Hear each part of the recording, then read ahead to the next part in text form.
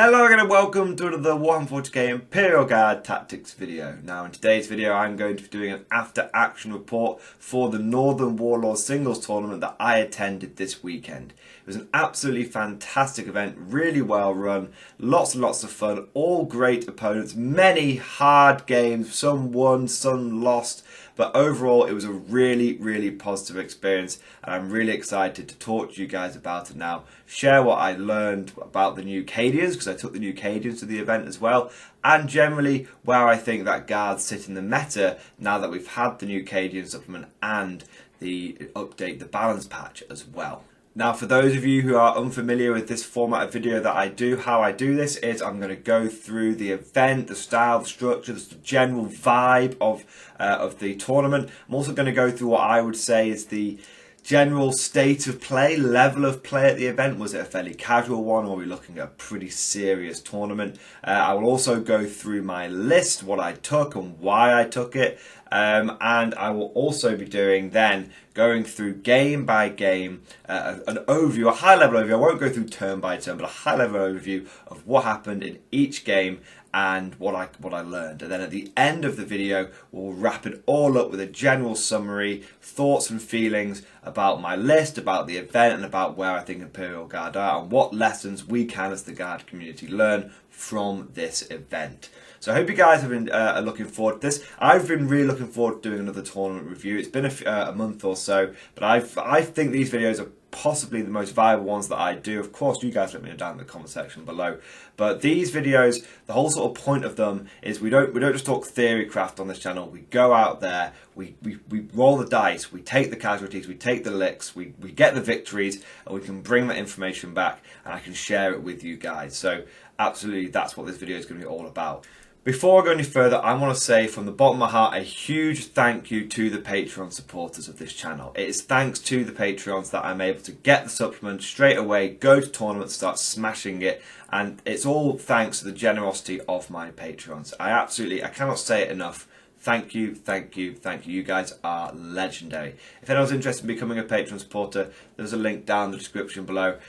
I don't do anything like levels or anything like that, you know. I just say if you want to give me $1, $20, I don't mind. I'm just grateful for absolutely anything that you guys can give me, and I always reinvest all of it back into the channel. New models, new painting equipment, new video equipment, most importantly of course being able to fund going to tournaments, you know, and all hotels, the ticket itself, and anything I might need for that tournament. So massive thank you to the Patreon supporters. If you are interested, like I said, link down in the description below. But shameless plug over, let's crack on with the video now. Now, the first thing I want to say in this video is a massive thank you to the tournament organisers, the Northern Warlords, for running the event. Matt ran an absolutely fantastic event, really well scheduled. All the pairings were up on time. All the terrain maps were all sorted out. Absolutely everything was done really well, and it was seamless.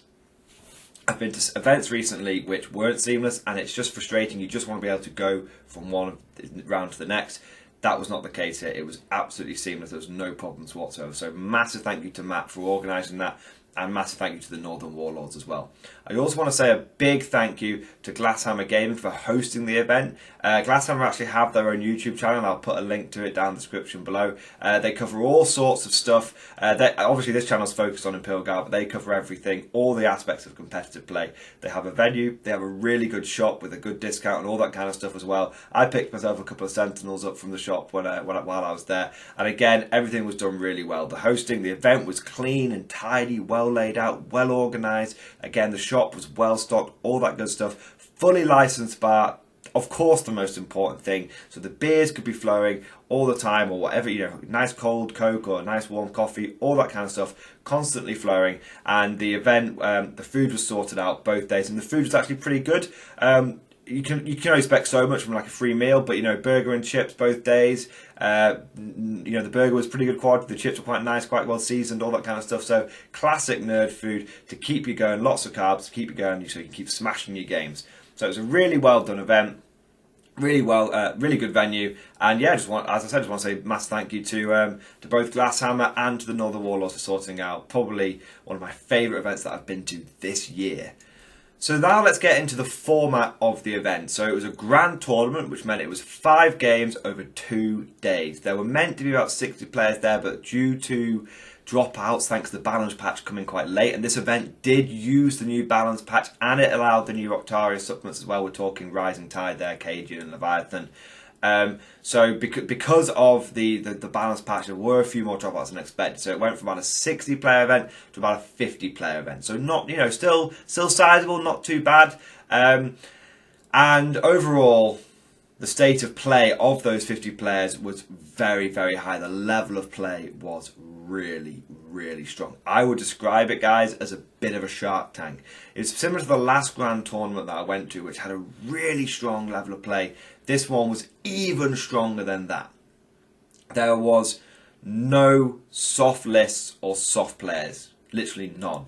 I mean, I would probably describe my list, the Imperial Guard list, as the softest one there. On paper, at the very, very least. There was not another Imperial Guard player there. And there wasn't any Gene Silical or anything like that. It was all 9th edition codexes all the way. And the only 8th edition codexes that were present were Tyranids using Hive Guard spam with the new Octarius, and then you had a Custodes player, and you had I think 2 or 3 Harlequins players, but the rest of it we're talking high level players. So out of like 40, 50 players, we're talking, I would say, less than half a dozen of them, less than 6 of them had soft lists. Okay, this is just my casual observations as I was going around the gaming hall. Okay, so really high level of play. We're talking lots of Grey Knights, lots of Thousand Suns, plenty of Death Guard as well. But most importantly, we're seeing, I think, there were still plenty of Dark Elder players roaming the halls. I'd say a good 10% of the players, if not more, were using Dark Elder. Similar style with there was Admech there as well. So the main suspects were there, and the main hotness was there. I'd say that I saw probably 4 or 5 people using the new Hive Guard spam.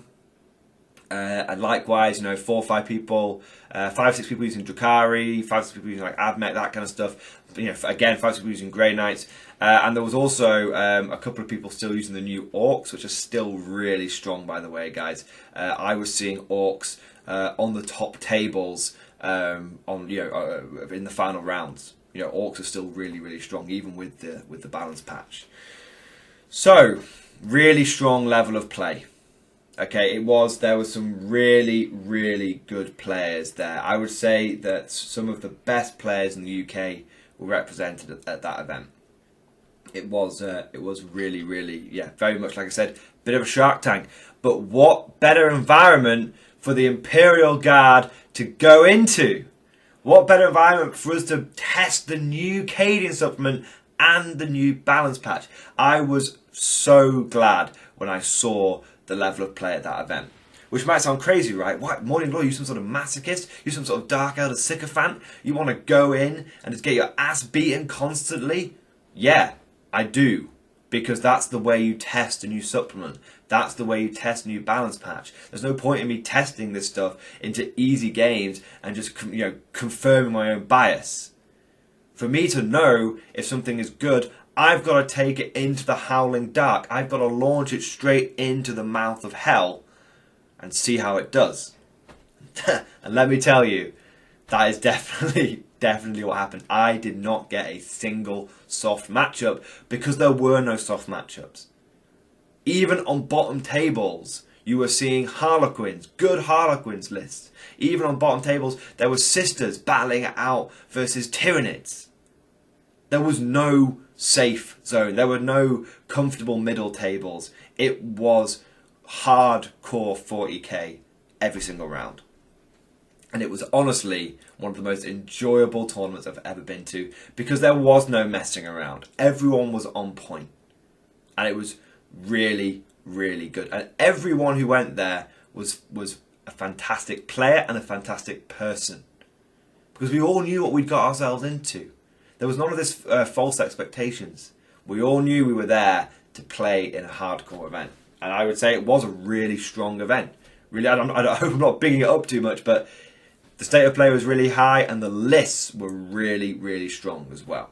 So I hope you guys are hyped up. And speaking of lists, I think the best thing I can do now is go through a quick overview of my Imperial Guard list for this tournament. So my list for this event was really simple. I didn't want anything too complicated. I didn't want too many moving parts.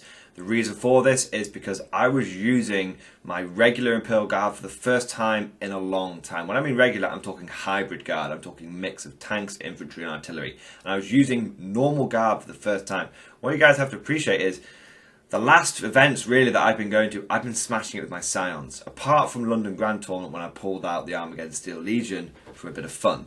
But this was the first time that I've used hybrid guard in anger in a tournament in 9th edition. Pretty crazy. You know, I've obviously used my pure infantry guard as well, but that's a different playstyle. Also, I'm using Cadians. I've not used Cadians for a really long time. I don't want to be making any mistakes. I don't want to be getting anything wrong. But that's most important. But I also don't want to be missing anything. You know, I'm playing guard. I'm at a disadvantage already. I've got to remember all my tips and tricks. And also because I've got the new supplement, you know, I brought a list that really, while it may not have been the best list, it would allow me to try as much stuff as possible from the new Cadian supplement.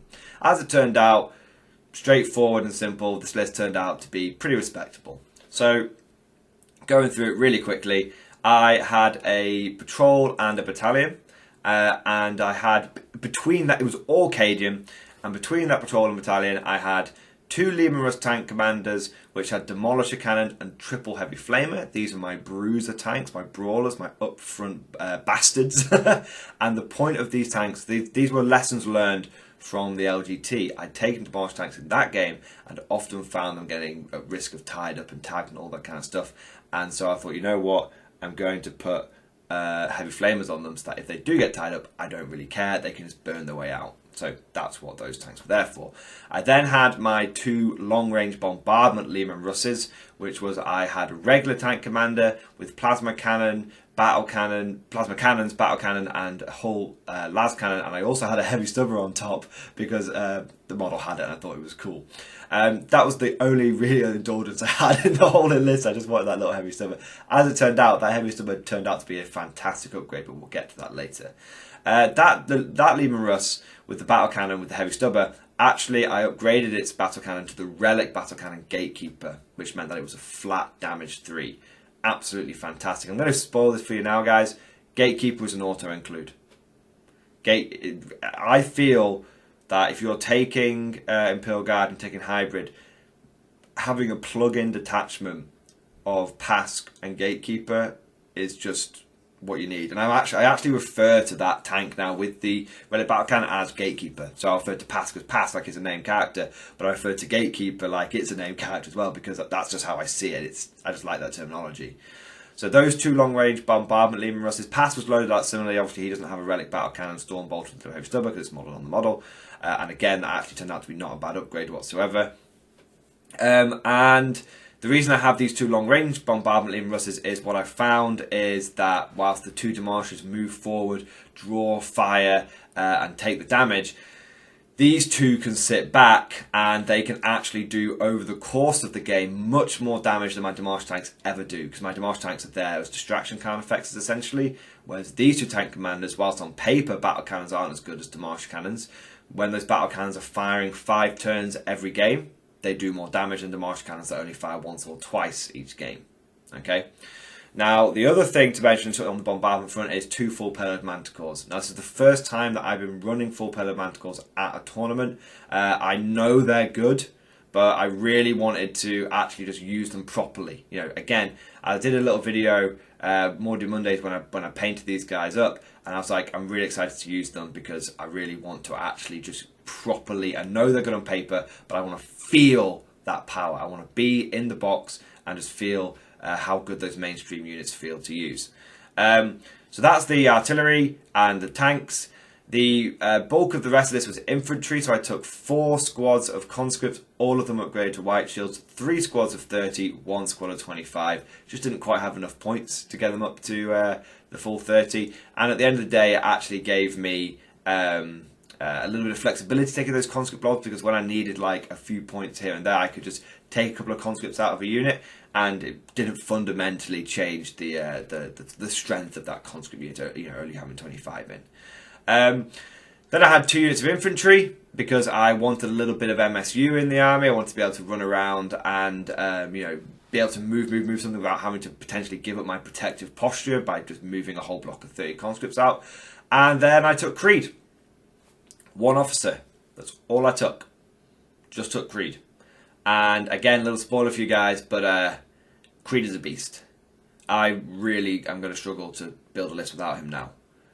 65 points, gets 3 orders, so he's the same price cost as a platoon commander and a company commander combined, but he has 3 orders and a 12-inch bubble. Absolutely fantastic. Absolutely fantastic. He wasn't the Warlord in this event. I thought I could make him the Warlord and give up my my Warlord trait to get, but still get the extra 2 CP from when you make Creed your Warlord. Couldn't do that. I checked. I thought I could. People on this channel mentioned that they didn't think I could, so big thank you to those guys that pointed out, because I could have gone to an event with a false list, and that would have been really bad. I did check with the TO as well, because I wasn't sure on the wording, and the TO was like, no, if he's your Warlord, he has to have a Warlord trait. So I was like, fine, I'd rather have a full payload than an extra 2 CP. There you go. That's the list. Now, it's pretty straightforward, guys. The Demolisher tanks and the conscripts go up front.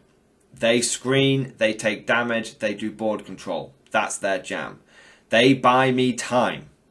I spend the lives of my men to buy me time.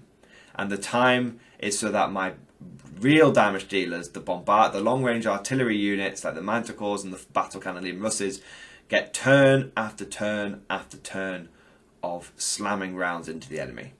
That's what those conscripts and those demolishers are there for. And like I said, the infantry squads are there for to give me a little bit more flexibility on the move front.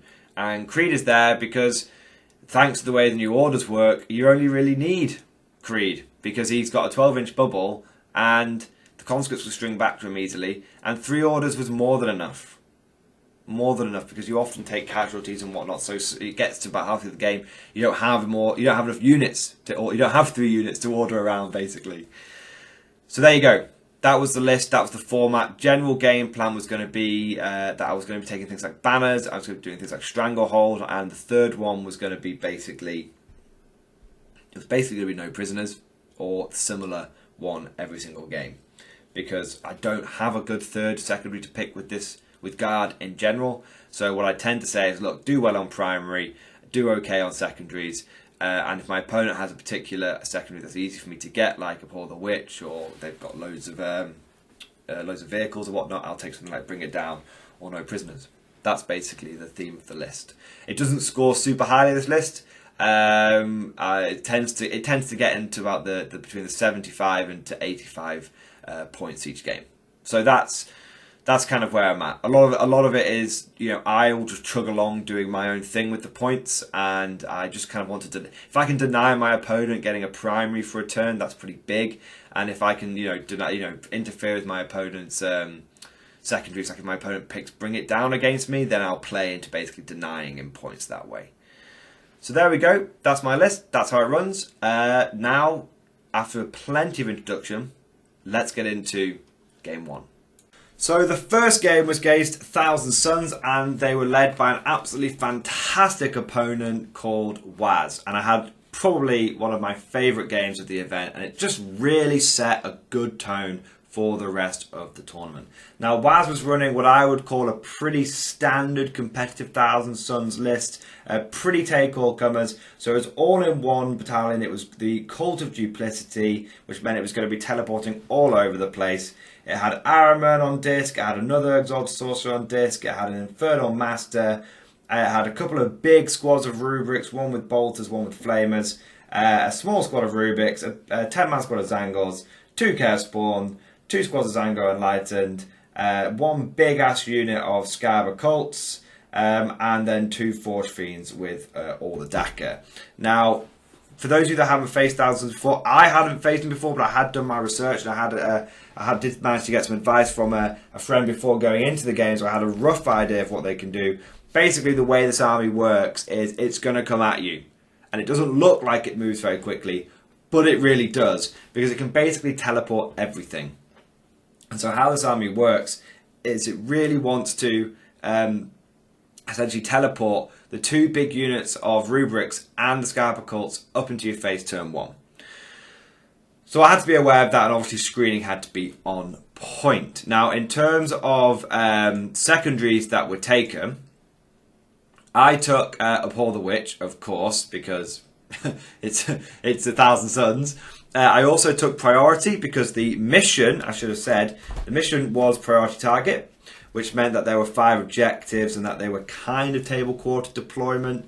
So I took Priority Objective, I took Abhor, and I took Banners. Now, in hindsight, Banners was not a good choice because my opponent was going to be hyper aggressive, which meant that I was going to struggle to get that many banners down. But my thinking was it might start slow, but hopefully I can make up for it in the later turns.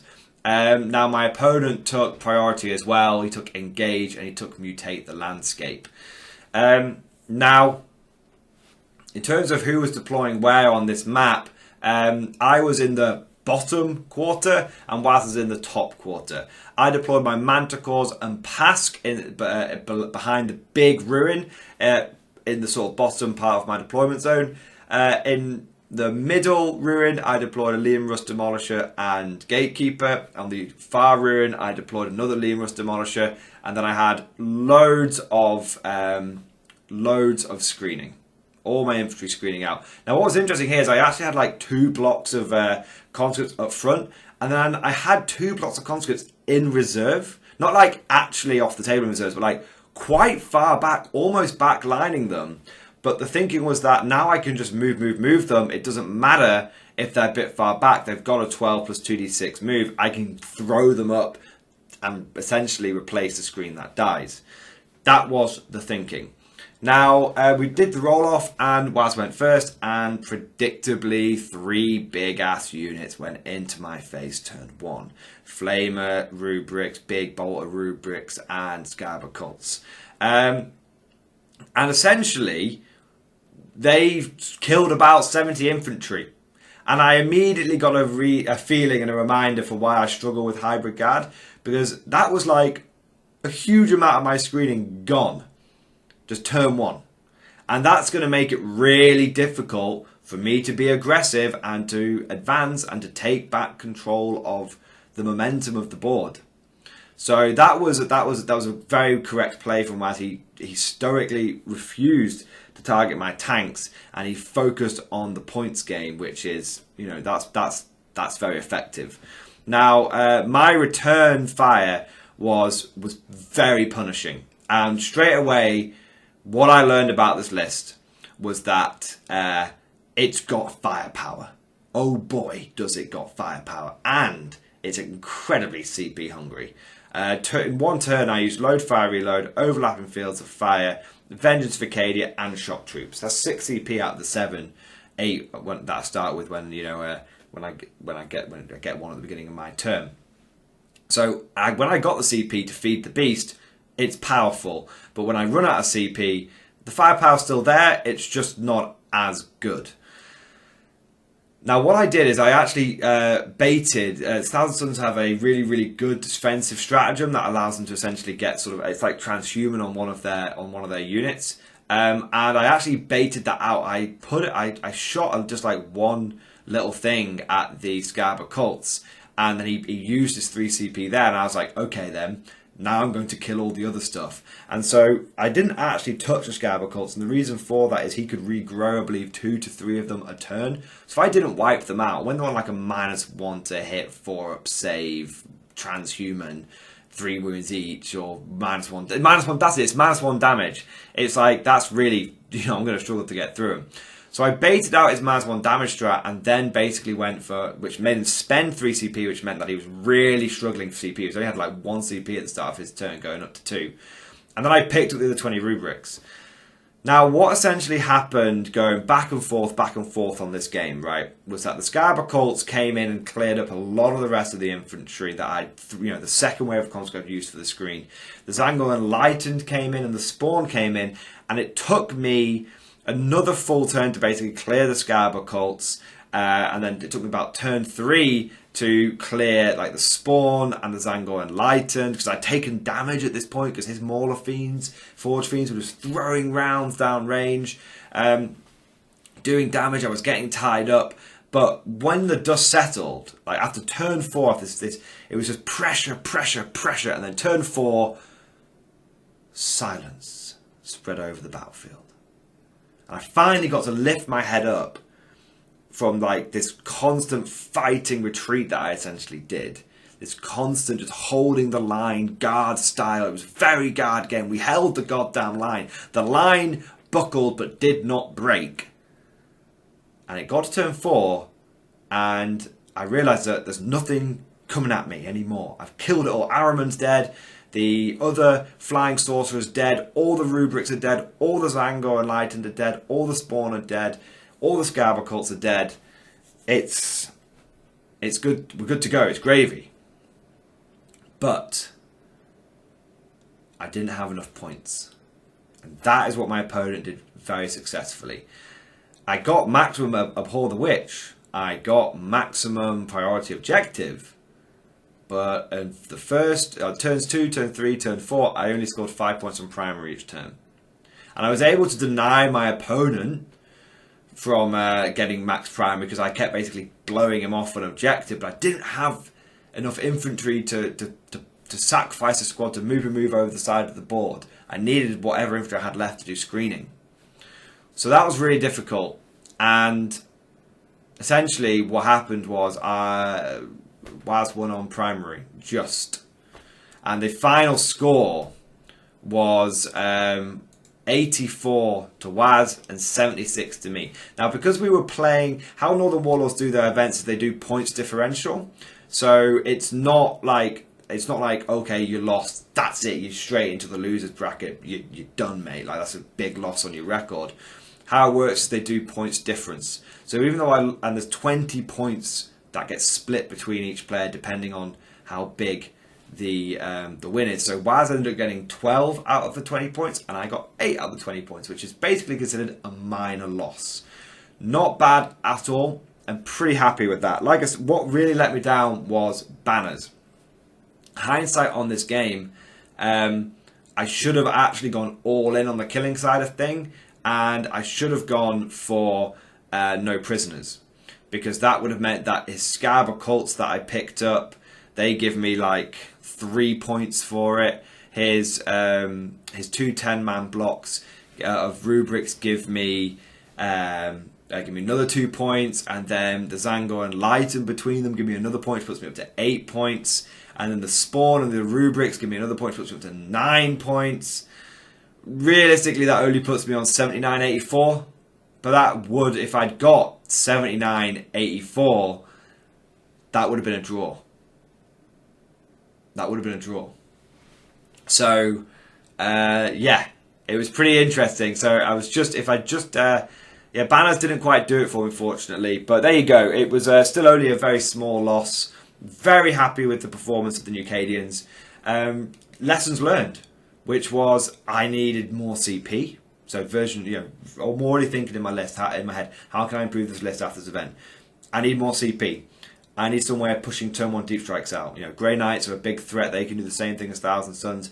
I need some kind of scout sentinel or something. But those are sort of 2 negatives. In terms of positives, boy did I have firepower. When the dust has settled, I had left over Demolisher Tank Commander, Gatekeeper, and 2 full payload Manticores, and about 20 infantry and Creed. So that's a good amount of points. My opponent, that's probably like 800 points, roughly. My opponent had, easily 800 points, maybe more like 900 points. My opponent had a unit of 10 Zangors and an Infernal Master hidden way at the back of the board. So yes, that was game 1, a minor loss to the guard, and now we need to go straight into the horror, the Great Devourer. So game 2 was against the dreaded Hive Guard spam Leviathan Tyranids. Now, this was one of... Currently, there's 2 debates on the internet of how you run Hive Guard spam. Do you run 12 or do you with more support, or do you run 18 and rely purely on the firepower. Now my opponent, Matt, had decided to go down the first route where he had 12 Hive Guard, but he had loads of buffs for them and he had plenty of aggression in the rest of his list. So his full list was the Swarm Lord, a Neurothrope, a 17 Gene Stealers, 16 Gene Stealers, 20 Termagant, so he could do a nice little Termagant bomb drop, 4 Tyranid Warriors, 3 Tyranid Warriors, another 3 Tyranid Warriors, and then he had 2 units of Hive Guard, 3 Lictors, and a Maleceptor. Now, oh, and a unit of Raveners. Now, forgive me, guys, I don't know exactly what all the Synaptic Link stuff does. But what I do know is that I believe Warriors can give a unit +1 to hit, and that the Maleceptor can give them some form of re-rolls, and and they have like basically a Warlord trait which makes them like a chapter master now, so they can put 4 re-rolls on 1 unit. Basically, you've got buffs. You got buffs for days, okay? And so what Matt had done is he'd taken plenty of units to buff his 12 Hive Guard, but then he also had the 2 units of Gene Stealers and the Termagants, which he could get into the opponent's faces, put the pressure on them, so that his Hive Guard could continue to do damage, could continue to pump out the shots. So that meant that even though he only had 12, they were going to be around longer. So that was kind of the thinking. Now, the mission was, I believe, surround and destroy, which means it's Dawn of War deployment, long way deployment, and there are 6 objectives, and there's like 2 in each deployment zone and 2 in the center of the battlefield. Now, for secondaries in this game, I took Stranglehold as well as also taking no prisoners and banners, and Matt took Engage North Front, no prisoners and Rod. Now the reason I took no prisoners is because those Hive Guard are going to be giving up a hell of a lot of points. Each squad is giving up almost 2 points of no prisoners. Then you've got those Geniuses which are going to be coming in. They're almost giving up 2 points each as well. So between those squads you're looking at like 6 or 7 points, 7 or 8 points. Then you've got Lictors, Raveners. You know, Matt doesn't have a lot of big monsters. Most of it is stuff that I can score no prisoners on. So I took no prisoners for that, and I figured if he wants to come at me, it was kind of a bit of a lesson learned from the last game. If my opponent wants to come at me, let them, but then let's get lots of points for it. Yeah? So that was how I worked it out. Now I figured banners would be a really safe one in this game. 2 objectives in my deployment zone. Easy peasy, right? Well, once again, it wasn't as easy or peasy as I would have liked it to be. So in terms of deployment, I've obviously got the map up here for you guys. Now, I was essentially on the bottom half, and Matt was on the top half. So my big ruin is the one that's on the right-hand side, the top sort of right-hand side. Matt's on the ones on the bottom left-hand side. And Dawn of War deployment is where you go. It's the most simple one. You got one person stands on either side of the long edge of the table. Now, that was fantastic for Matt, and it was bad for me. Because when it's Dawn of War deployment on the new GW board sizes, it basically means that his Hive Guard are going to be in range all the time. One of the only weaknesses of Hive Guard had is they've only got a 36-inch range. Well, now that's not a weakness anymore, because he can see whatever he wants to see. And he can redeploy and all this kind of stuff. My Manticores don't outrange him in this game. So it's going to come down to who goes first. That's really, really big. Now, how Matt deploys is, as you would expect, essentially Gene Stealers on the line, but behind cover.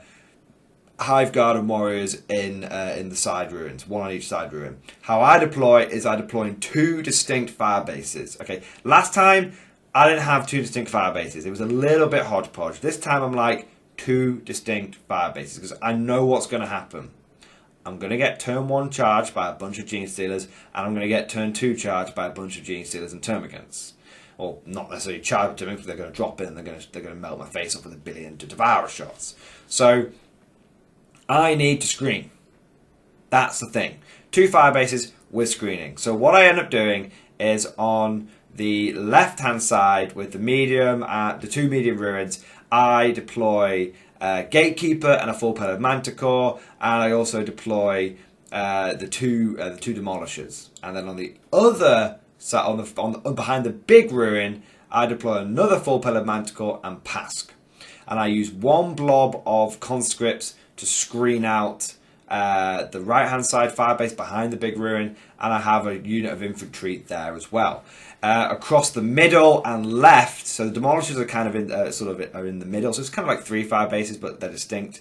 So I've got the 2 demolishers. They are surrounded by 2 lines of conscripts, and then on the far side, on the far left hand side, where Gatekeeper and the other 4 Pillar Manticore are, I've got another 30 conscripts and 10 infantry behind. So I have 2 layers. Admittedly, layer 1 is significantly thicker than layer 2.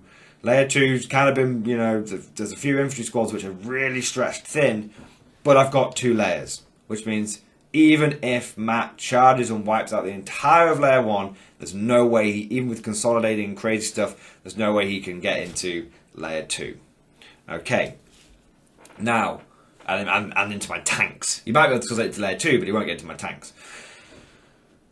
And so the roll-off goes.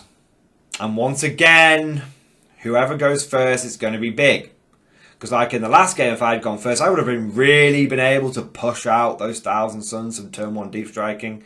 And in this game, if I go first, I'm going to be able to flatten some Hive Guard. And I go second. I lose the roll-off. And that's big. Because this is an artillery duel, baby. This is an artillery duel. And he gets to fire the first salvo. And in the first salvo, Matt manages to degrade both Manticores. He gets 1 Manticore down to 2 wounds, and he gets 1 Manticore down to like 5 wounds. Okay? 5 or 6 wounds, I can't remember. And he... all I know is it was degraded by 1. And he fires twice with one of his Hive Guard units, and he doesn't go to finish off one of the Manticores, but I'm not sure if that's a mistake or not, because he ends up going for one of the Demolisher tanks instead. And he actually I really flub my saves. This is the one time when the 2-up save on the Rust didn't feel like a 2-up save. I just failed like 6 saves out of 6 saves. Just really unlucky. I was on a 4-up as well. And then he gets to like re-roll the damage via one of his buffs. So first he didn't kill it, then he re-rolls the damage, and he manages to pick up a Lemurs. And we both said he shouldn't have really done that. He shouldn't have got that Rust, but he did. It's a dice game at the end of the day. And of course, 17 Gene Stealers move, advance, Hive Commander up, and advance, and charge into the first 2 ranks of conscripts. And he kills 29 out of each squad. 29 out of each squad, which is really important that he didn't kill either squad, because that meant he couldn't overrun. An overrun is huge. If he'd managed to overrun, he would have been able to hide those Gene Stealers, and it would have been an absolute nightmare. Now, the 2 remaining conscripts just flee, but that happens in a separate thing, so he doesn't get to overrun off that. And then it comes down to my turn. Now, I used jury rigging, and I managed to get one of the Manticores up into full bracket, which is good. I then I've got to kill those Gene Stealers. That's all that matters. I've got to kill the Gene Stealers, and I've got to start working on the Hive Guard. Okay, but there's a big forest in the middle, which is obviously going to start impacting how, I can't, I'm going to struggle to get proper hits on either Hive Guard unit from both Manticores. So what I end up doing is Pask actually goes 10 inches forward and is able to draw a bead on the Hive Guard units. And this actually happens twice over the course of the tournament where something like this happens, where because I'm able to go 10 inches, people have like really big units, and like Hive got a really good example of like they're actually got they're quite chunky models, and there's like tails that come off them and guns come off them, so they're actually relatively difficult. They can be difficult to hide. So Pask goes forward 10 inches, and then I pay shock troops on him 2 CP, so he counts as being stationary, and then I do load fire reload on him, and he just blows away in one turn completely by himself. He picks up, hitting on 2s, re-rolling 1s, exploding 6s, and he just picks up the whole unit of Hive Guard. It comes down to the last Lascannon shot, but he gets a hit, because he's got the extra AP, because he was in half range, and it just goes straight through and just picks up a Hive Guard with that Lascannon shot. So that Lascannon was definitely, every single game I was grateful that I paid for the Lascannon on Pask, always did something. So Pask actually picks up one of the Hive Guard units, And then I think to myself, and I start to go to fire both Manticores at the Hive Guard, the other Hive Guard unit, because I'm like, then I'm definitely win the artillery duel, right? And I stop myself and I go, hang on a second. Let's clear these Genestealers that are on the front line first. So the Lehman Russ Demolisher tank, the one that's still alive, goes into the Tyranids. Now, bear in mind, there's like, I think a couple have been bayoneted and one have been overwatched to death. So there's about 15, 16 of them left.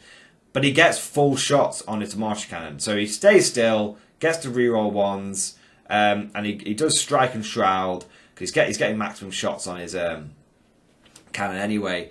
And he basically, between the Demolisher Cannons and getting an absolutely fantastic roll on the Flamers, I think that single Lehman Demolisher managed to pick up basically the whole squad. I think there was a few conscripts that could have that might have contributed, but that was basically it. You know, so those conscripts get those duties get picked up. So I'm like, right, the immediate threat's dealt with, but then I think to myself, I'm looking at my screen, and I'm like, this is a thin screen. You know, I've lost 2 units of conscripts. I've got 2 more. But if this next unit of Genestealers come barreling into me, I'm going to really struggle. I'm going to really, really struggle. So I decide, because then the thing that happened in game 1 is going to happen in game 2, right? Where I win the firefight, but I lose on points. So I'm like, let's risk it. Let's leave the other Hive Guard okay. And instead, let's get rid of that next wave of Genestealers. So the first Manticore goes in, and I do Strike and Shroud because Pask has got an extra order, because I'm like, I want to try and save from the artillery duel, right? And he gets hit on 4s, but he gets maximum shots because there's like 16, 17 bozos in this unit, right? So that really helps. So the first Manticore goes in and kills, I think 5 or 6, but there's 11 left in the unit. Now that's really big, because then what I do is I go overlapping fields of fire and I fire the other Manticore in. And the other Manticore is able to get line of sight, not line of sight, he's able to draw across to one of the Genestealers so it's not behind the dents. And so it's hitting on 4s, so if it's on 5s, it's hitting on 4s with reroll 1. So basically I get both Manticores like they weren't degraded, and both of them get to like strike and shroud, because Gatekeeper just did an extra order so he could strike and shroud on himself and the Manticore. So I'm like, let's keep these guys alive if I can. Now, between those 2 Manticores, they fire, but after the dust has settled, there's only like 6 Genestealers left. There's not many left, and like few. I can take 6 Genestealers. So then it goes around to my opponent's turn 2. I should have said he'd slingshotted some like Raveners forward as well, and because he double moved them, but it's a normal move, and he still managed to get Rod in one of my table quarters. Really clever move, really like it. But I had killed those Raveners in my turn 1 as well, in case you wonder what happened to the Raveners. Now, in his turn 2, my opponent goes forward with a unit of warriors. He goes forward with the remaining Genestealers. He deep strikes in a couple of Lictors, and the 20. He spends the CP so the Termagants can go in with them, and he fires away. Now, the Genestealers go in against the Pask side, the Pask fire base, and they go into the Conscripts, but they haven't got anywhere near, they haven't got any buffs on them at this point, essentially. They've not got as many attacks, all this stuff. Basically, they didn't do as well. Okay? And he puts the buffs on the unit of warriors, and the reason he does that is because I had actually moved, I had Stranglehold, I had a unit of infantry out front, so the warriors go in and dice up the infantry. The Genestealers go in and try and tackle the conscript screen, but they basically bounce. He gets a little unlucky. I get a little good with some with 6-up saves, and the end result is I only lose about 10 conscripts to these Genestealers, and that's fine. That's absolutely fine, because he hasn't broken through. The Termagants come in and whiff. My opponent has a cold turn too, and the Hive Guard managed to kill the like 3 wound Manticore, but that's it, and they bounce everything off Gatekeeper. Don't do any damage to him. Even with double shoot. I got my saves, all the ones that I failed last time came back around this time and I made them. And my opponent actually had a cold turn. And he really couldn't afford to have a cold turn, because then I fought back. Now, in my turn, I finish off the Genestealers. But what I should say is my opponent has done a really good job of like denying me my banners, because he's managed to get the way he got his Gene Stealers in. Stopped me from being able to raise my banners because he kept tearing them down on the flank with Gatekeeper. So I kept not getting as much primary as I wanted as well. My banner kept getting torn down again, but I'm clearing through him. So what ends up happening is I clear out the Termagants, but don't quite get them all, and I clear out one of the Lictors, but not both, and I do clear out the Gene Stealers and the Warriors. And I do manage to get Stranglehold again in turn 2. But that's like, I just clear all the chaff, essentially. My opponent's turn 3 comes down, and basically Swarmlord comes out, so that's Hive Commandering forward as well. That's a real problem. And the Hive Guard actually pick up the other Lemurus Demolisher Cannon tank as well. And the Termagants that didn't die and the Lick that didn't die come in and they rip my banner down again, and they actually manage to tie up Gatekeeper as well, which is really, really unfortunate. No, they don't. Yes, they do tie up Gatekeeper. They do, which is really, really unfortunate. So then what I have to do is it comes back to me, and there's basically like a couple of units of Warriors in the middle of the board. And there is these little crappy bits that are tying me up and stopping me from being able to get my full firepower. So my turn 3, my dice go a little cold, but I managed to basically clear out the immediate threats. Another Warrior squad, I managed to clear out the Termagants, I managed to clear out the remaining Lictor. This was between Pask and the full Pale of Manticles, and I'm still not really going after that last unit of Hive Guard. And then it gets to like sort of turn 3, and my opponent Swarmlord, gets a Swarmlord up in my business, but I'm able to basically brace with one of my remaining conscript blobs, and so yeah, it's tricky. Sorry, this is turn 4. Swarmlord comes in, but I'm able to brace the remaining conscript blobs. Comes down to my turn 4, and he's denied me a couple of strangleholds. I'm struggling to get my banners up, but my opponent is basically on his last legs. And he's on his last legs, and I went second. So my turn 4, I pick up Swarmlord with just Gatekeeper Gatekeeper and Pask tag teamed him. Pick up the Swarmlord, fire both full Pale of Manticles into one of the Warrior blobs that sat on an objective, because I'm like, if I don't kill the Swarmlord and I don't kill his Warriors, my opponent's going to get 15 points of primary. I managed to get the Warriors, and I managed to get the Swarmlord. And that comes around to my opponent's turn 5, and he can't do anything. He's basically gets 5 primary, and that's it. Because when it gets turn 4 and the dust settles, I'm still sat there with Gatekeeper, Pask, 2 full payload Manticores, and about 20 infantry, 30 infantry, and my opponent has got Hive Guard and like a Malanthrope, whatever it is. So it comes down to my turn, and I'm like, right, I don't have a lot of killing to do. I pick up, there's like a few scraps, like a Warrior squad, there's like little scraps here and there. So I pick up the remaining scraps, which allows me to get, and I managed to kill a couple of the Hive Guard as well. But these Hive Guard have got like Ignore for -1 and 2 Biomorph adaptation on them, so they're kind of difficult. But I get a few more Hive Guard, and in my turn 4 and turn 5, I basically pick up the remaining scraps and swarm the board with like getting objectives, right? And I really managed to fight my way back at this. My opponent had been all over me. My opponent had been leading the points all game, and I finally managed to have a final turn 4, turn 5 surge, and I'm able to make up a lot of the difference. And what ended up happening with that difference is the score ended up being 74 points to Matt and 70 points to me, and that was a draw. That was a draw, so we both got 10 points from that. So I ended up only getting, again, 6 points on banners. Really struggled on that one.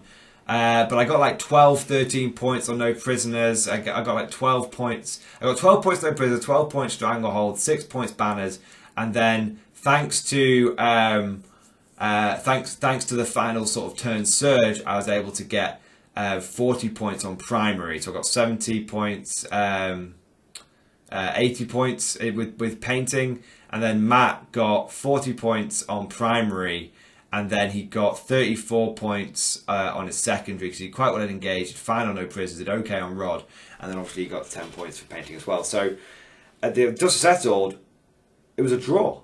Under the rules of this tournament, it was a draw. So I was like, okay then. So the new Cadians just went into Hive Guard spam, and everyone's saying that the Cadians got the raw end of the deal on this, new supplement. Well, I don't think so, because after going second against, one of two iterations of Hive Guard spam that the internet's talking about, I managed to claw a drawback after losing one of my Manticores essentially, and a Demolisher tank and 60 Conscripts. I lost all that turn one, and I still managed to fight back from a draw on that. And again, when the dust settled, I had absolutely smashed my opponent. He had 4 Hive Guard and Malanthrope sat in the back corner. I had Pask, Gatekeeper, 2 full pillar Manticore, 1 full pillar Manticore, I should say, 20 or 30 infantry, and Pask and Creed.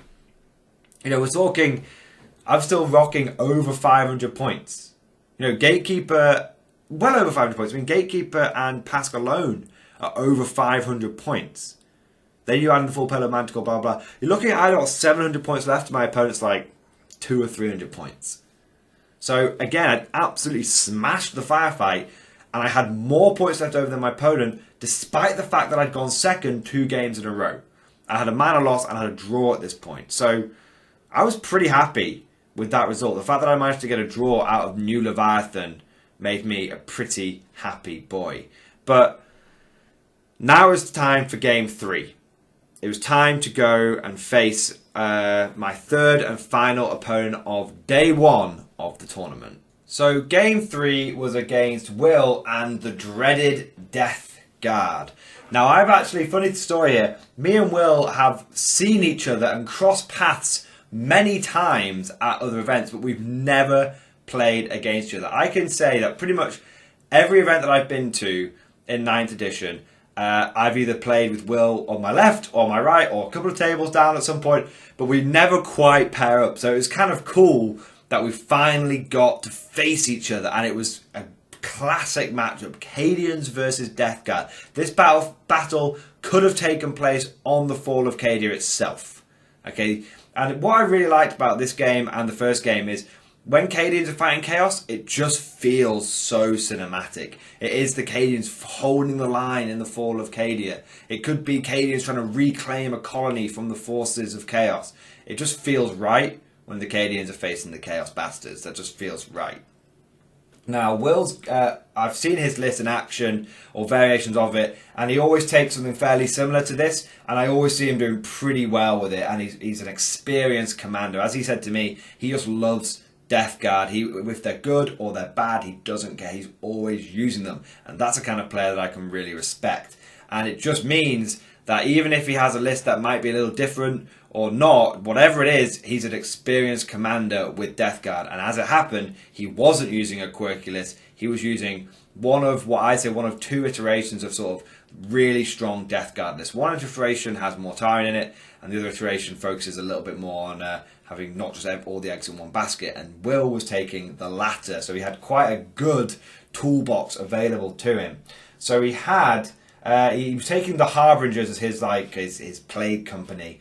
And he had a Lord of Contagion in a Vanguard detachment. Then he had 2 units of Poxwalkers. And then he had, I believe it was 3 double Volkite Dreadnoughts. Which is just like, ugh. Do you know what I mean? Like, that is powerful. Death Guard Volkites are really, really strong as well. They get like exploding 6s and like access to rerolls and all sorts of crazy stuff. So, triple Volkite Dread.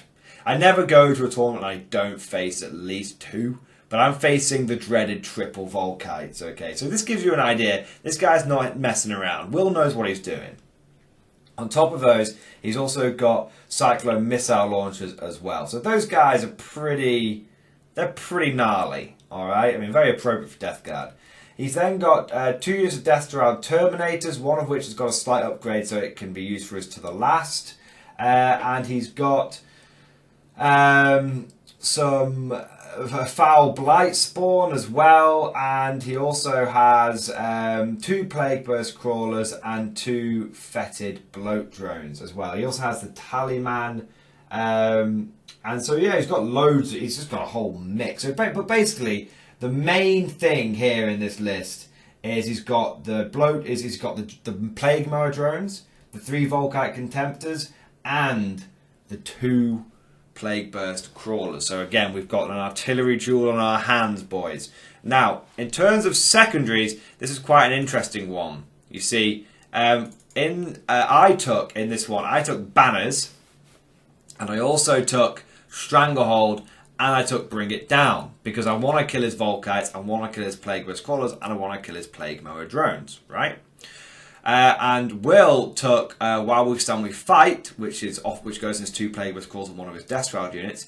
He also took Rod, and he took Engage. Okay, now the mission that we were playing in this one was Vital Intelligence. Now the thing with Vital Intelligence is you've got to hold 2 objectives to get 5 points. So it's real tricky, okay? Especially for an army like Death Guard, because they're relatively slow, so it can take them a turn or 2 to get onto more than 2 objectives. So it is a bit of a tricky one.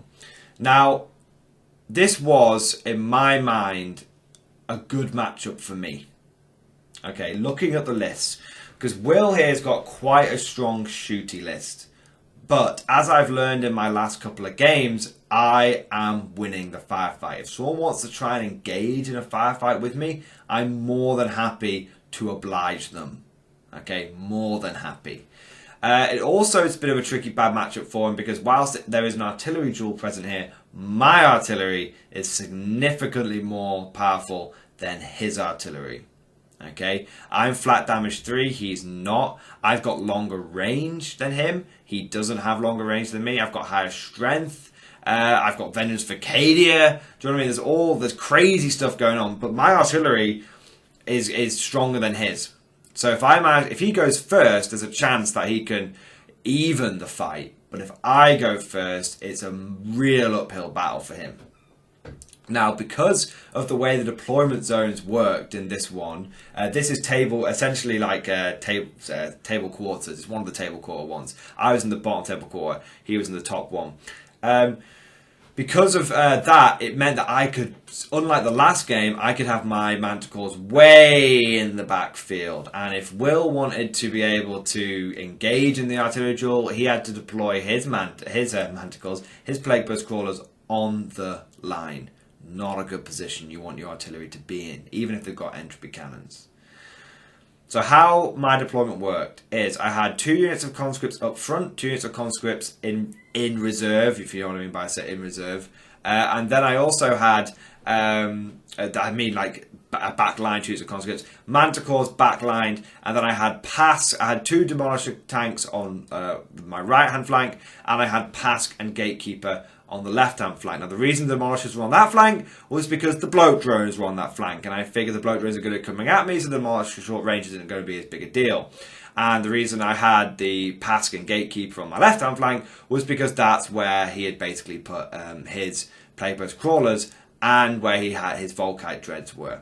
So, all my tanks are out of line of sight. He can only really draw line of sight on, some infantry if he moves out. We get the roll-off, and I finally go first. Finally. And it is not what Will wanted. And I'm not going to lie, guys.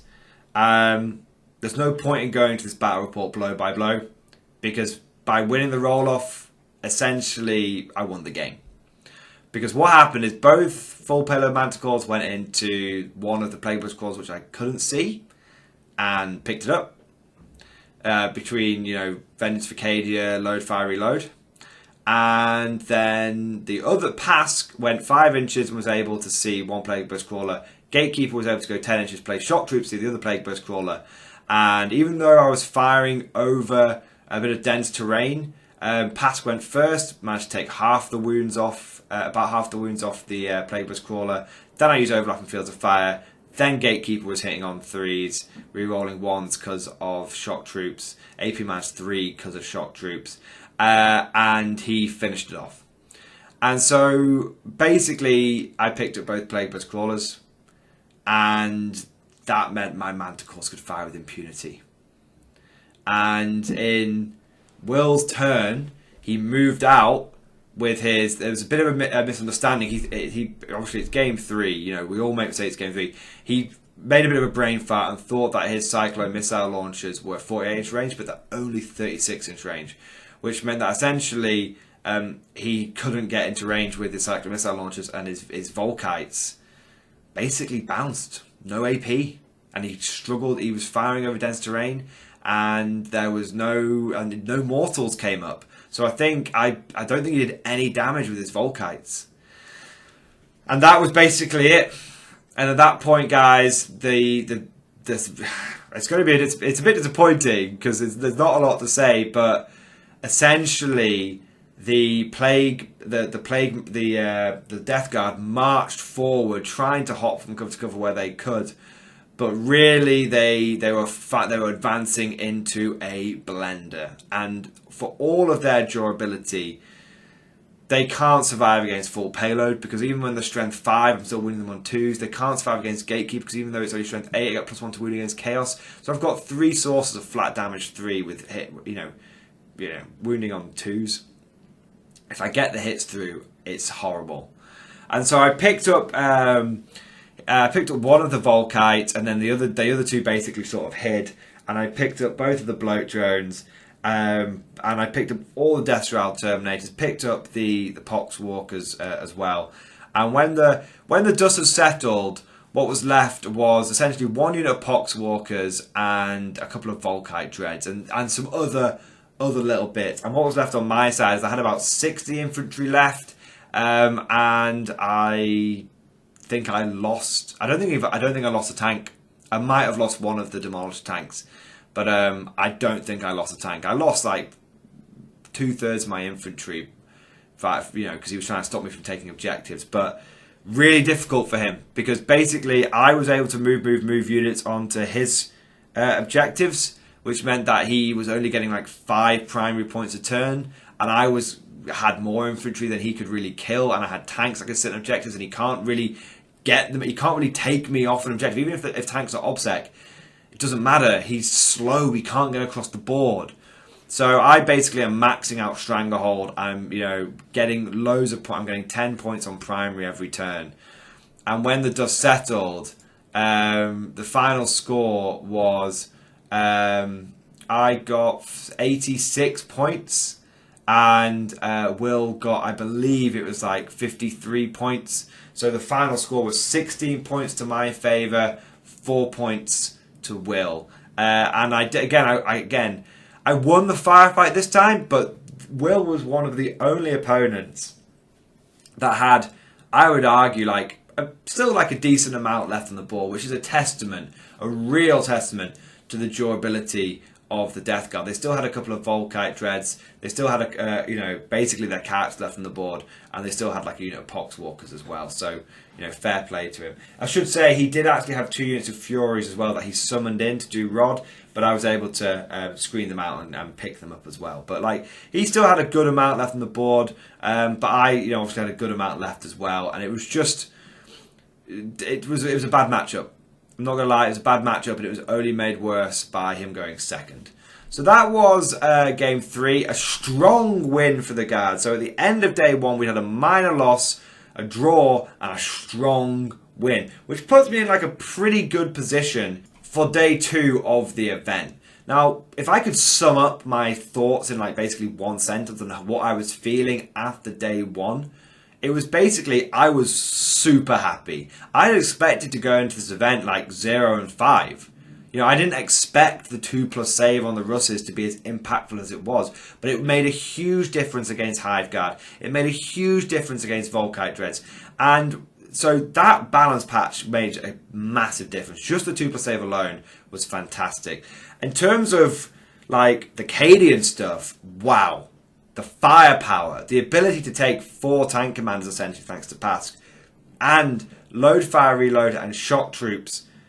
Just 2 stratagems which I played basically every turn, every game, as long as I could. It was just really, really powerful stuff. So it felt good using Guard. It felt like I had power. Where I was struggling was maneuverability and being able to be aggressive in the early turns. That was where I was struggling. And that was essentially the lessons from day 1, and those lessons were certainly applied going into day 2 as well.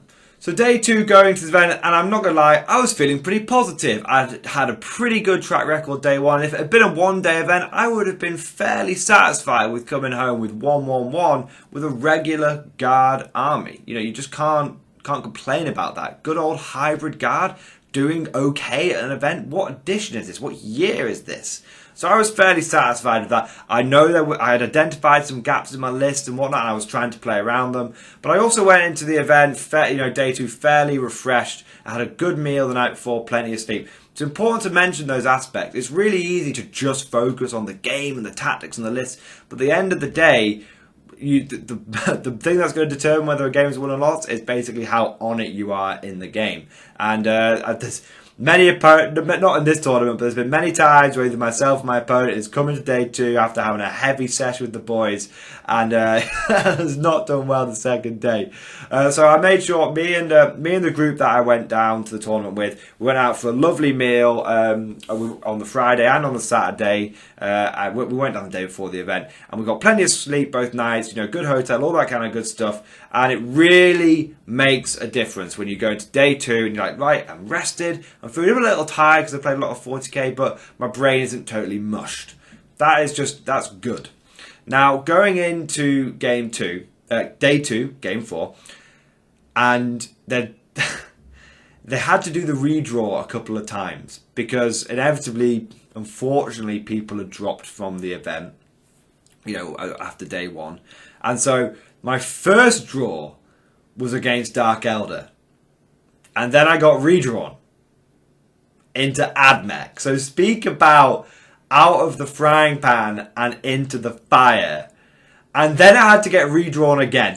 Matt was totally on top of this. Tio was totally on top of this. All these redraws took place in the space of about, sort of 5 or 6 minutes. Maybe half an hour because they were waiting to make sure no one else turned up. But it was done very quickly and there were no delays. Everything started on time. So again, big props to Matt for, handling a tricky and evolving situation really well. And then it got redrawn again. And I was like, God, please. I've dodged Dark Elder, I've dodged Admech. What am I gonna get next? And I went straight into full on Hive Guard spam again. Except for this time there wasn't 12. There was 18 of the gribbly bastards. Oh. Talk about frying pan fire to inferno. This game was going to be won or lost on who went first. There was no way around it. Okay. Now my opponent's list was, the 3 units of Hive Guard, Warriors to buff again, a couple of Exocrines for some more buffs as well. They do something different. I believe they give reroll 1s and 2s to wound, which is pretty good from their synaptic links and whatnot. And then my opponent had 3 units of Termagants as well, a couple of Lictors, that kind of thing. So my opponent's list this time was it was Hive Guard spam at its core, but it was different to the last one. You see, the last one had that turn 1 aggressiveness, Genie Stealers, all that good stuff. This one was firepower, pure and simple. This was going to be a firefight. This was going to be an artillery duel.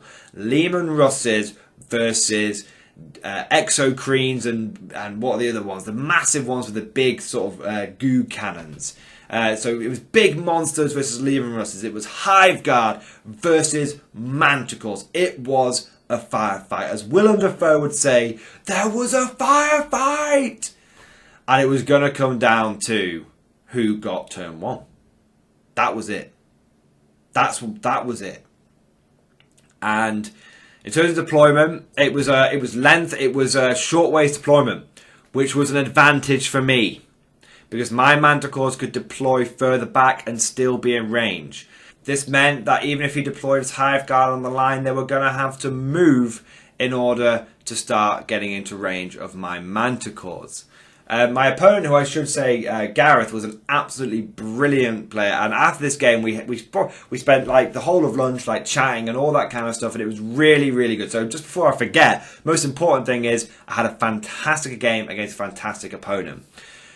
So how did the deployment work? Well, my two Manticores were sort of backlining, one on each corner. I had Gatekeeper on one flank, Pask on another flank, and then I had a Demolisher tank on one flank, and another Demolisher tank on the flank. Basically deployed into two fire bases. I knew my opponent had very little deep striking, and it was just going to be a straight up firefight. I then had units of conscripts taking advantage of the big ruin. By the way, my deployment was the one at the bottom of this map again. And I had units of conscripts and infantry hiding in the ruins and whatnot. Couldn't hide everything, but where I couldn't hide it, I was using the forests to my advantage in case I didn't get turn one. My opponent deployed a lot of stuff on the line. But he had redeploys coming out of his arsehole, which meant that even if it went wrong, he could put all of his Hive Guard safely out of line of sight. And he basically deployed a Hive Guard unit in each ruin, Exocrines and big monsters on the front line. He had everything out on front. But I won the roll-off. And that meant he redeployed his guys into each ruin, essentially, but he couldn't redeploy his big monsters. Now, that was massive. Cannot be overstated how big that was. Okay? So I was able to use my Manticores, and I fired the first one, because that could draw a bead to his Hive Guard without having to go through the -1 if I didn't want to. And I fired the first full payload Manticore, and I got the shots off, and I did the exploding 6s on it as well with load, fire, reload, and I picked up like half the Hive Guard unit, and then I used overlapping fields of fire, and the next Manticore it got a poor number of shots, but I used a CP to reroll the random number of shots, and it just went nuts, and it picked out. The first Manticore killed 4, the second Manticore killed 2, just killed the remaining 2. And then Gatekeeper, who was on the left-hand flank, went forward 10 inches and was able to draw a line of sight on the Hive Guard. Because like I said in the first game against Hive Guard, game 2, they have got lots of bits which stick out. They've got big curly tails. Now I said to my opponent, I was like, did you intend to have these better hidden? Because I'm doing this, and before we do roll any dice, because I've got other targets I can shoot at, I've got big monsters, I'm happy for you to twist that model. And my opponent, fair play to him, hats off to him, was like, if you can see it, you can see it. I should have taken greater care when using my redeploys. I didn't know you could go. He said, you even told me you could go 10 inches and do that thing, and I didn't think about it. And I didn't tuck him in as much as I should have done. And I was like, are you sure, man? He was like, totally sure, go for it. And Gatekeeper, just rerolling random shots on the battle cannon, because it's in half range, because its range is 72, so it's in 36 in range. Gatekeeper just picked up all of the Hive Guard. I didn't even need to fire the other weapons, basically. Just didn't even need to fire them. And so in one turn, I picked up 12 out of 18 Hive Guard. 12 out of 18. And then my Demolishers and Pask went, and between them, they were able to degrade the Exocrine and the Tyrannofex. Which is just like, because I'm hitting on 4s. Pask is hitting on 3s. Demolishers, even if I only get like 2 or 3 shots through, D6 damage. And so I managed to degrade both of the big monsters, and it was just a real blow to my opponent. And my opponent did his turn, fired off his Tyrannofex he managed to get an angle on my Manticore with his Tyrannofex, and did 7 wounds to it. So it was just degraded, but it was 1 off from me being able to put it back into full again with dual rigging. And then he didn't blow it up, and his Exocrine whiffed. His Hive Guard whiffed. His remaining unit just didn't do anything, he basically in his turn, after the settled, had done four wounds to one of the Lemur's demolishers, degraded, but not enough to really stop it, and had degraded, but not enough so I couldn't jury rig it, one of the Manticores, and tickled one of the other Demolisher tanks. And my opponent was like, yeah, that's game. My opponent was like, that's game. And I was like, are you sure, man? You don't want to play on? Like, you know, it's a dice game at the end of the day. And he was like, look, you're going to have to be phenomenally unlucky for this to change anything. You know, you're not, I've not impacted your firepower. And now I'm all out, basically, all exposed. You're going to be able to get the last unit of Hive Guard with your Manticores again. And I'm going to lose, you know, my two big things at least. And you're probably going to start working on the two Exocrines as well. So, you know, there's no way I can win this. And when you look at the secondaries that were taken as well, I had Banners and I had Stranglehold and I had no prisoners again. And so Banners and Stranglehold, this is because my opponent, this was one of the few opponents that I faced that didn't have like really good aggression. It's a bit like game 2 where my opponent didn't have really, really strong aggression. What that meant was that I was going to go sit pretty on like Banners all game like I did last time. And I was going to sit pretty on Stranglehold basically all game.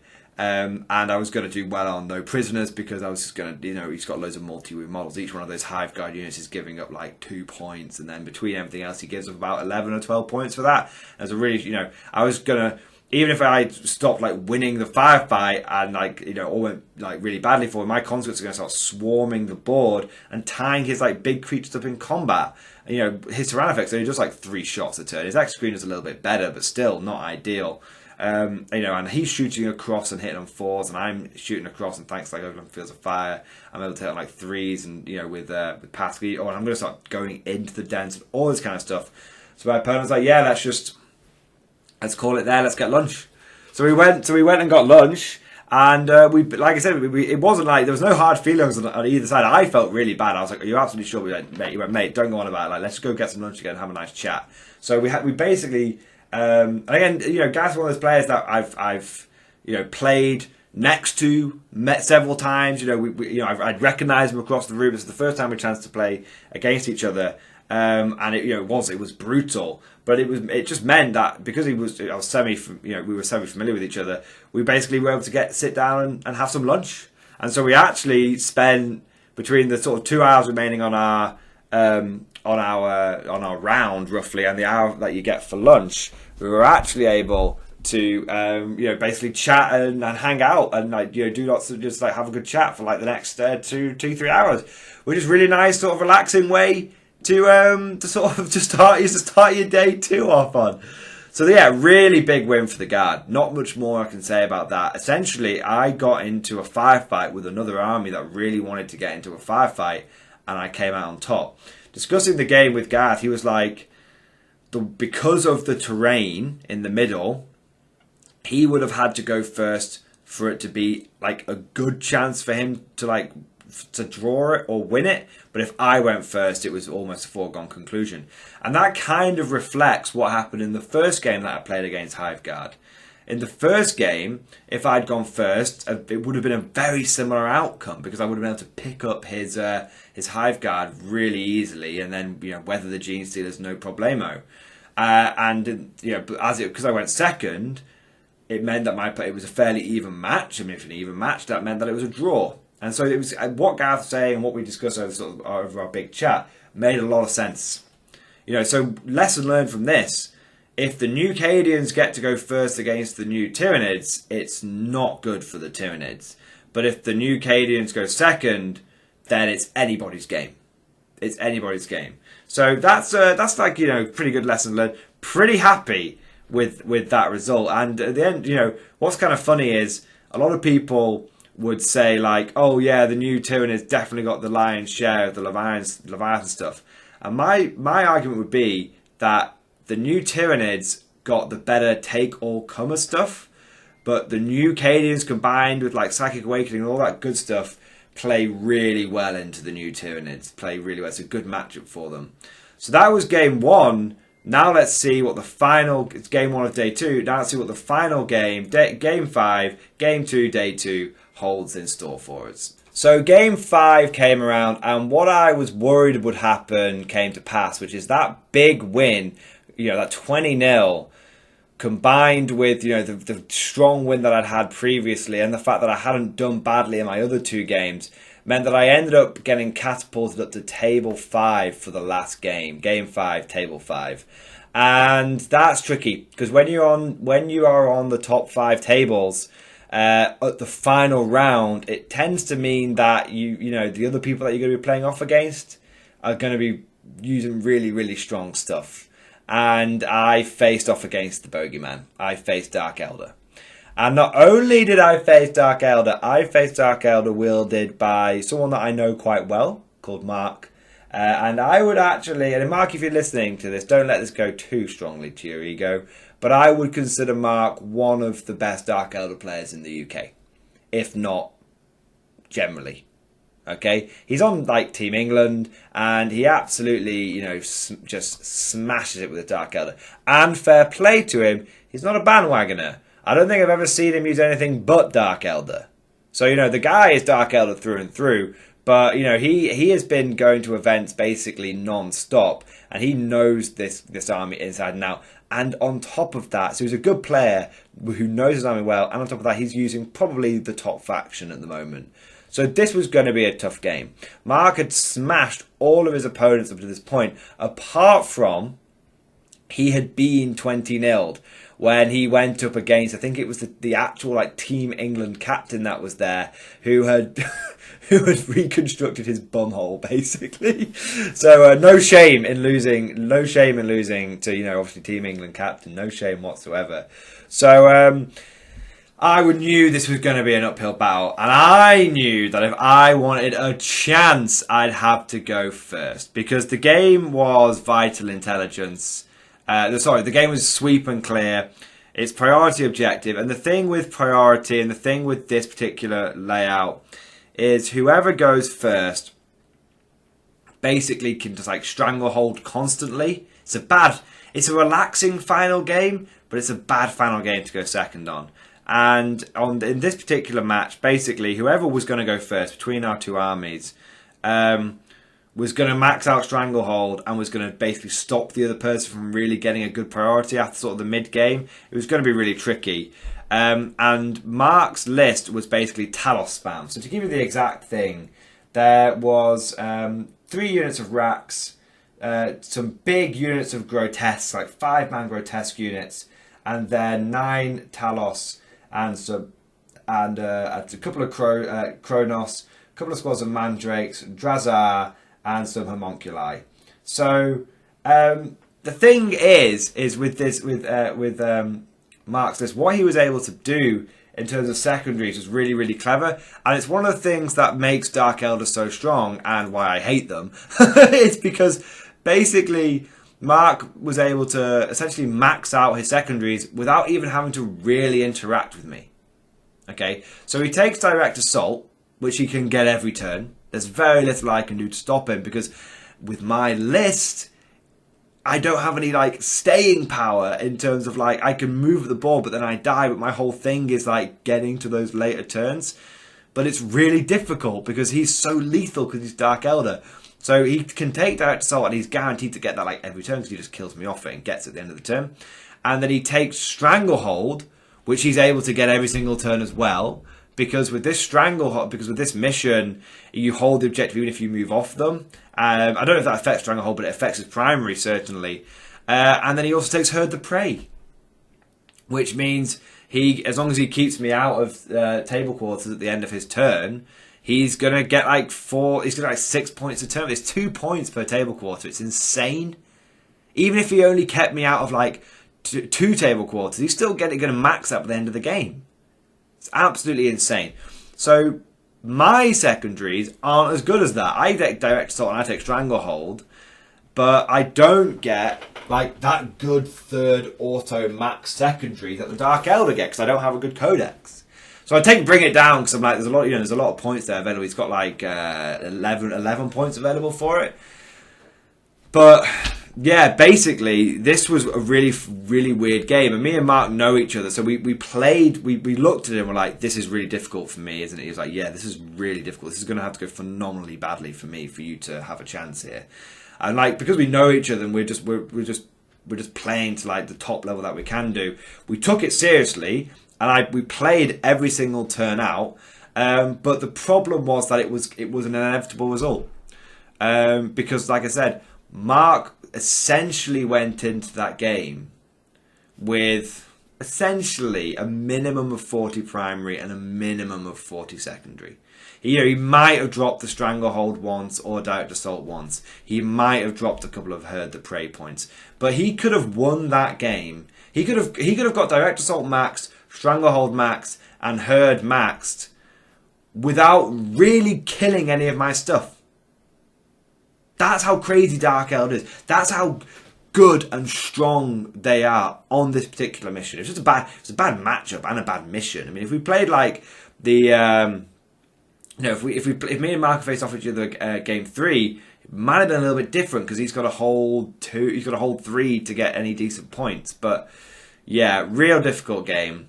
But we played it out, and this was the first game when and this is another example of how, Dark Elder aren't fragile.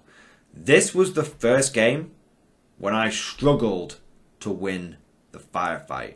And I didn't win it. The firefight was a draw, pretty much. Now, in terms of basically what happened is turn 1 and turn 2, Mark essentially just hid. Because my army's relatively slow. And I was able to get some Stranglehold, but I wasn't stopping him from getting his points. Because he was just able to sit on 2 for the first 3 turns. So essentially, and because he went first, it meant that he gets to kill me off the objectives and stop me from getting maximum the primary that I want to get. That's the tricky situation. So essentially what happens, guys, is I'm stuck on holding 1 primary each turn, because when I move out and get Direct Assault and Stranglehold, Mark gets the opportunity to kill me back. So when it comes back around to my turn, I'm only on 1 objective. So I basically sit on 1 primary the whole game. I might get turn and I sit on 1 primary the whole game.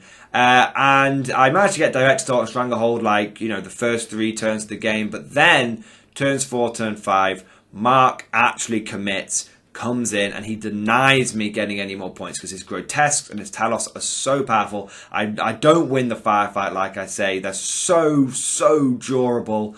And essentially Mark sits on maximum points, and the moment that I drop any, it's game over, and I can't, and it's already lost when I can't get off, can't score enough primary. So yeah, the game devolves into me pushing out, him pushing back, me pushing out, him pushing back, then him counterattacking, pushing me back into my corner. And when the dust settles, fair play to the Cadians, they had essentially picked up the Talos, and the Kronos, but not but the Grotesques are still running around doing horrendous damage to me. My tanks have turn 4. Turn 5 start getting tied up as well, and when the dust and the damage to the guard, this is the first game where the damage to the guard is actually more than the damage to the opponent. That's the first game, and that should really be an indication. Not, of course, Mark's a fantastic player. I'm not taking that away from him. I've already bigged him up quite a lot, but that's an indication of how strong Dark Elder are. Every other army that I went up against, if I lost, it was on points, but I always won that damage output, right? Against Dark Elder, not only did I lose on points, but I also lost the damage output game, because they're so durable. His whole army's -1 damage. His whole army's got some form of invuln save. It's 5 up after turn 2 or whatever it is. It's all horrible. Very Dark Elder, I suppose. But yeah, that was the game, guys. And unfortunately, I lost, and I lost big time. But I didn't get 20-0'd. I did get 19-1. But I didn't get 20-0. And so, I played my little heart out, and I tried, a lot of maneuvers. And I'm sure there was a lot of stuff I could have done differently. I'm sure there's things I have missed. But I don't think no matter what plays I would have done, this matchup, this mission, it's not good for me. This list versus his list, it's not good for me. So I was pretty happy to get a point out of it. And it was a little bit like that scene in Avengers. And I know I've said this before in like other talks, so there was that scene where I play my absolute heart, I'll play. And it's like Avengers Endgame, when all the Avengers are like, or whatever it is, like Infinity War, they're all smashing into Thanos, they're trying to kill him, and they finally get like one little cut, and Thanos is just like, all that effort for a drop of blood. That's what it was like, but my drop of blood was I got a point out of it. And getting a victory point out of this is great. It means you walk away with something. Now, this is the best result that I've had on the tabletop versus Dark Elder, basically. This is the best result. And this is a testament kind of to this list. The last 2 times I faced Dark Elder, so the 3rd time I faced them basically, if not the 4th, but the last 2 or 3 times I faced Dark Elder, I've essentially been tabled.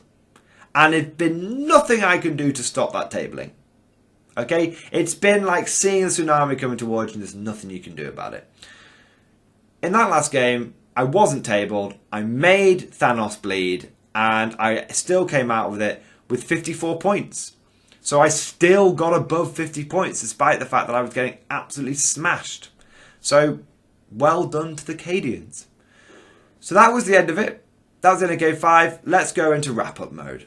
So after everything had happened and we tallied up all the scores, the end result was that I had gone 2 wins, 2 losses and a draw. A solid 50% win rate. My 2 wins were really big wins as well, and one of my losses was a very small loss, and one of them was a big loss, to be fair, and the draw was just a draw. So a nice 50% win rate. Can't complain about that. That was weird. I mean, if you told me 6 months ago taking Cadians into a tournament, Hybrid Guard into a tournament, a Shark Tank at that was, and I'd end up with a 50% win rate and end up coming 15th out of 40 players, I would have just been like, 40, 50 players. There's no way that I would have said I would have got in the top half. I would have said no way.